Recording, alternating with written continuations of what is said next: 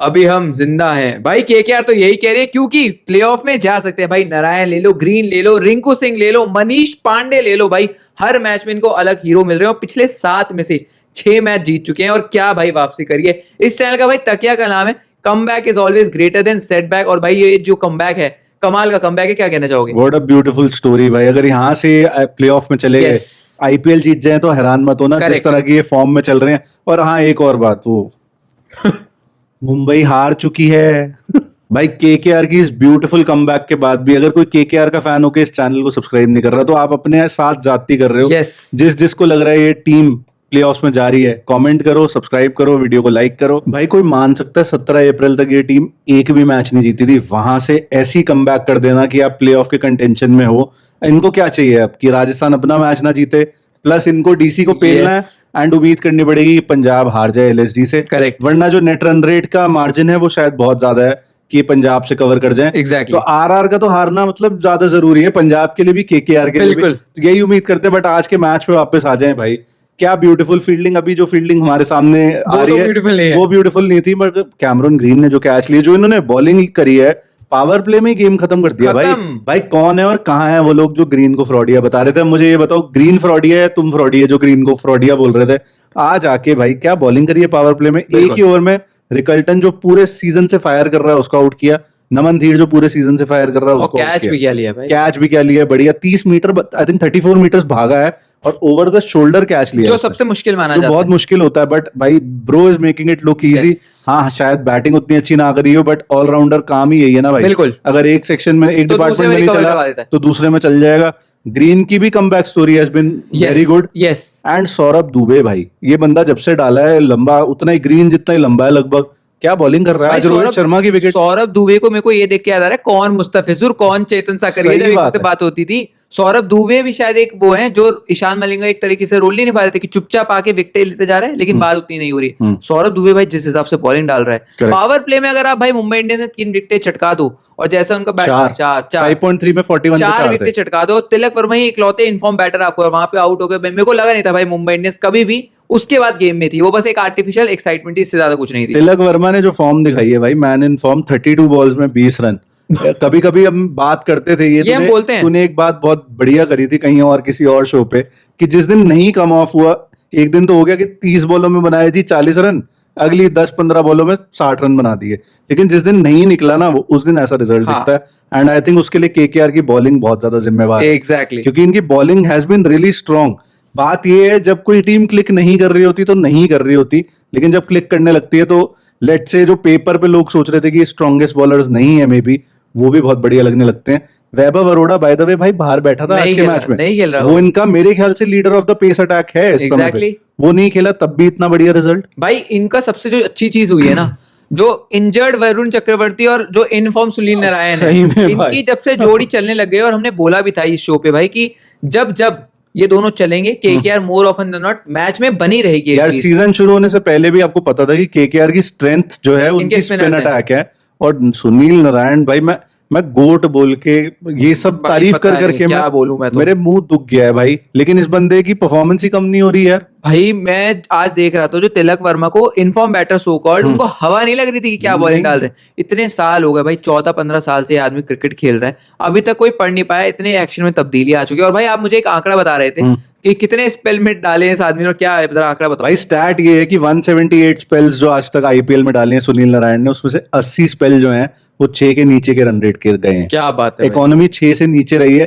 That's not even a fucking joke भाई। 50% of his spells जहां action remodel हुआ, जहां पे बहुत सारी कंट्रोवर्सीज भी हुई हैं, इतने मोटे मोटे बल्ले आए, जहां इतने मोटे मोटे बल्ले आए, उतने ही तगड़े तगड़े बैट्समैन आए, वहां पे almost 50% of his spells ever have been under the economy of 6। इससे ज्यादा कोई प्रूफ नहीं है, कोई बैज नहीं है कि इससे बढ़िया बॉलर या इससे बढ़िया शायद आईपीएल प्लेयर आईपीएल ने नहीं देखा। एमवीपी तो है भाई, नो डाउट। मैं बोलूंगा कि जैसे बोलते हैं ना गोट, करेक्ट, कि एजलेस भाई वाइन है, कि ये दाढ़ी भी है वैसी, दाढ़ी भी बहुत कमाल का प्लेयर भाई।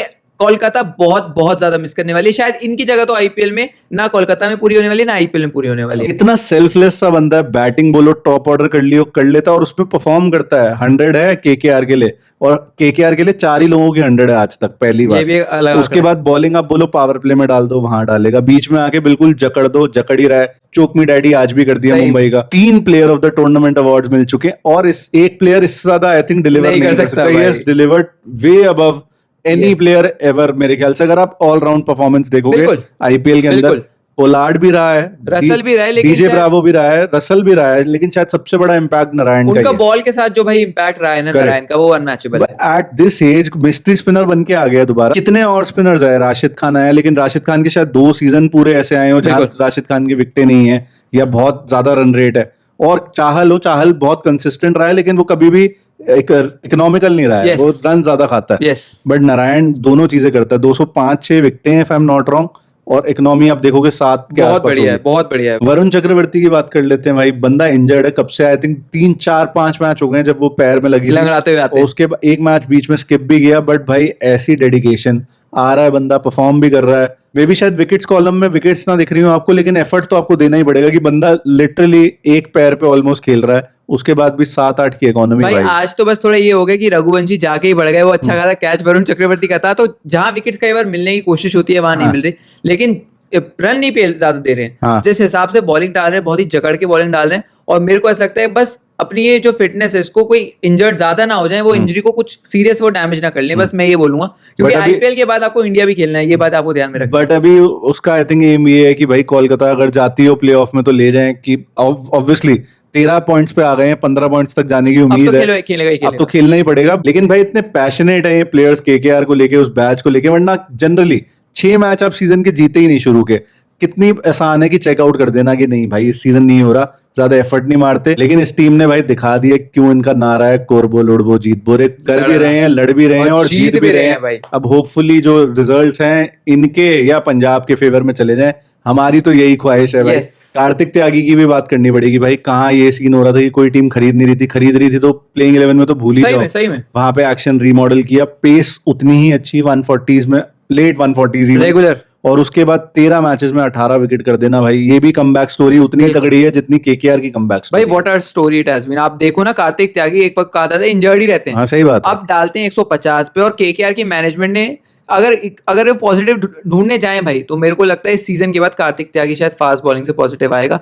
जिस हिसाब से इस लड़के ने बीच में आके विकेटें दिलाई हैं, और सबको ध्यान में रखना है कि हर्षित राणा नहीं है भाई, पथी राणा भी नहीं है, उसके बावजूद इस यंग लड़के ने परफॉर्म करा भाई, काबिले तारीफ है, सलाम है भाई। और उसके बाद भाई बैटिंग में बात करनी पड़ेगी आपको मनीष पांडे की, द लेजेंड ऑफ केकेआर। 2014 में भी था, 2024 में भी था, 2026 में भी है। आज प्रमोट कर दिया नंबर 3 पे। फिन एलन पहले ओवर में आई थिंक आउट हो गया था, और बहुत उम्मीद थी मुझे कि फिन एलन आज फिर से तोड़ देगा, नेट रन रेट बहुत ज्यादा बढ़ा देगा, टूट गई बस। लेकिन आज बट ऐसा था आज की 148 की जो रन चेस थी, शायद वो ट्रिकी हो सकती थी एट सम पॉइंट, क्योंकि पिच भी ट्रिकी थी भाई, बीच में बारिश भी हुई, 1 घंटे का तो पूरा ब्रेक ही आ गया। और उसके बाद मुंबई भी स्ट्रगल ही कर रही थी ओवरऑल।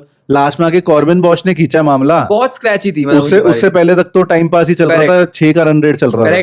तो वहां पे मनीष पांडे जैसे प्लेयर ने आके इनिंग्स को संभाला, पहले अजिंक्य रहाणे के साथ, उसके बाद रोहमन पॉवल ने भी आई वुड से काफी अच्छा रोल प्ले किया आज, और आज आपको एक नया हीरो मिल गया इन द रूप ऑफ मनीष पांडे। और भाई एक चीज शायद लोग बोलेंगे कि केकेआर बहुत हार्ड क्यों नहीं गई 148। मेरे को लगता है शायद केकेआर को ना जो चीज जरूरी थी वो थी जीत। करेक्ट, हमें 13 पॉइंट चाहिए, हमें किस लिहाज से जीतना है शायद वो हम आखिरी मैच में देख लेंगे। करेक्ट। और जिस हिसाब से अभी इन्होंने खेला भाई, मनीष पांडे ने स्पेशली बहुत ही समझदारी से खेला। 33 बॉल में शायद 45 रन है, एक बहुत ही अच्छी सुलझी हुई पारी खेली है भाई। और ऐसा भी नहीं था कि भाई पूरी तरीके से इंटेंट नहीं दिखाया। आई थिंक बुमराह के पहले ओवर में अटैक किया, उसको चौका मारा, स्ट्रेट ड्राइव, और 6 चौके ओवरऑल इनिंग्स में, काफी आई थिंक स्टेबल इनिंग। और जैसा तूने बहुत अच्छा आई थिंक पुट किया, उससे ज्यादा बोलने की जरूरत नहीं है कि 2 पॉइंट जरूरी थे, वो 2 पॉइंट चाहे 10 ओवर में आ जाए, चाहे वो 20 ओवर के बाद आए। और रोहमन पॉवल की, जिसकी हमने बैटिंग आई थिंक इस सीजन उतनी देखने को मिली नहीं, आज उन प्लेयर्स की दिखी है जिनकी जिनकी- आज इस सीजन अभी तक जरूरत ज्यादा पड़ी नहीं थी। मनीष पांडे की आई थिंक पहली बार बैटिंग आई है ढंग से। Yes. रॉबमन पॉवेल की भी पहली दूसरी बार ही आई और है। भाई रॉबमैन ने अपने स्वभाव के विपरीत खेला। Correct. आप ये देखो, रॉबमैन से उम्मीद करते हो छक्के लंबे हाँ, लंबे मारे, हाँ। ये बहुत ही अच्छी तरीके से संभली हुई पारी। और अगर केकेआर प्लेऑफ में जाती है, एक और पॉजिटिव जो निकल के आ रहा है मिडिल ऑर्डर में, वो है रॉबमैन पॉवेल। बहुत Correct. बढ़िया खेला भाई। और मनीष पांडे की मैं कैच भूल गया, जो रायन रिकल्टन की जो कैच Oh yes, बहुत ऊपर गई। बहुत ऊंची गई है। बंदे ने वो काला आसमान, इतनी लाइटें, वहां से वो कैच Catch कर जज लिया। करना। मनीष पांडे की भाई फील्डिंग को तो आप कभी क्वेश्चन नहीं कर सकते। छोड़ता नहीं है क्या? आई थिंक ये आदमी 50 का भी होगा तब भी डाइव मार के चौके रोक रहा होगा, कैचे बढ़िया पकड़ रहा होगा। Any day भाई। इसमें तो कोई शक नहीं है। 2 छक्के रॉबमन पॉवेल ने मारे, 4 चौके, and I think he also played beautifully. Yes. Last में आके रिंकू द फिनिशर yes. आज भी फिनिश कुछ नहीं कर था भाई दिया। रिंकू के लिए तो 6 रन अगर 10 बॉल में चाहिए। रिंकू, मैं सही कहता हूँ नींद में उठा के बोलोगे ना इस वक्त भी, जैसे अभी रात के 1:15 बज रहे हैं, सही बात है। रिंकू तब भी मार देंगे भाई। तो बढ़िया पारी। और लास्ट में आई थिंक ओवरऑल इस सीजन की थीम की बात करें भाई, चेजिंग सीजन रहा है, क्योंकि 65 गेम्स जो अभी तक हुए हैं उसमें 42 टाइम्स चेज करके टीम जीती है। सिर्फ 23 बार वो टीम्स जीती है जिन्होंने बैट फर्स्ट किया है, रादर 22 बार, क्योंकि एक मैच पंजाब और केकेआर का तो धुल ही गया। Yes. और भाई अब तीसरी बार हार्दिक पांड्या के साथ ऐसा हो चुका है कि वो एज अ कैप्टन 4 लगातार मैचेस हारा हुआ आईपीएल के अंदर। वो बहुत खराब रिकॉर्ड।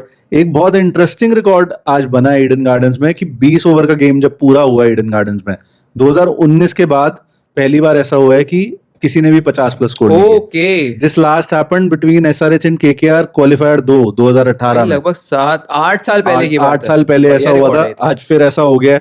ये ऐसा ही कुछ स्केची सा मैच था, बट आई थिंक अगर आप केकेआर के फैन हो तो आपको बहुत खुश होना चाहिए। इवन इफ की टीम आगे क्वालिफाई नहीं हुई, जिस तब हिसाब भी से खेला आपको है। छाती ठोक के बोलना चाहिए कि भाई मैं केकेआर जिगरा है, जिगरा।